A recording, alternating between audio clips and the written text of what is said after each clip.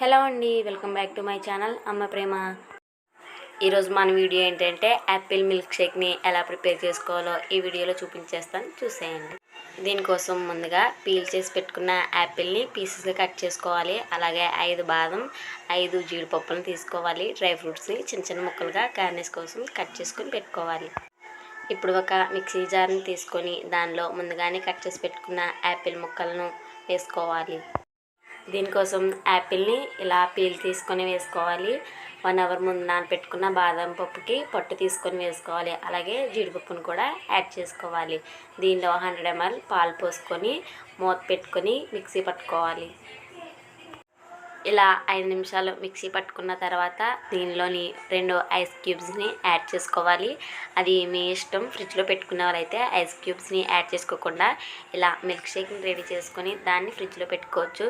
దీనిలో ఒక 2 స్పూన్ల వరకు షుగర్ని కూడా యాడ్ చేసుకొని మరి ఒక 10 నిమిషాలు బాగా మిక్సీ పట్టుకోవాలి.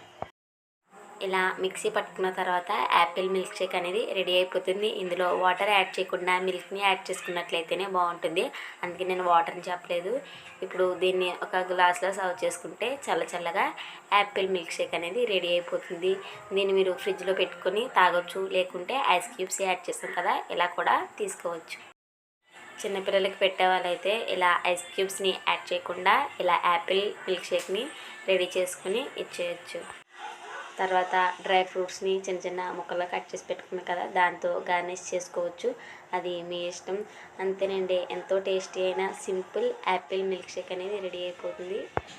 మీరు కనుక నా ఛానల్ ఫస్ట్ టైం చూస్తున్నట్లయితే నా ఛానల్ని సబ్స్క్రైబ్ చేయండి, లైక్ చేయండి, షేర్ చేయండి, అలాగే కమెంట్ కూడా చేయండి. Thank you for watching.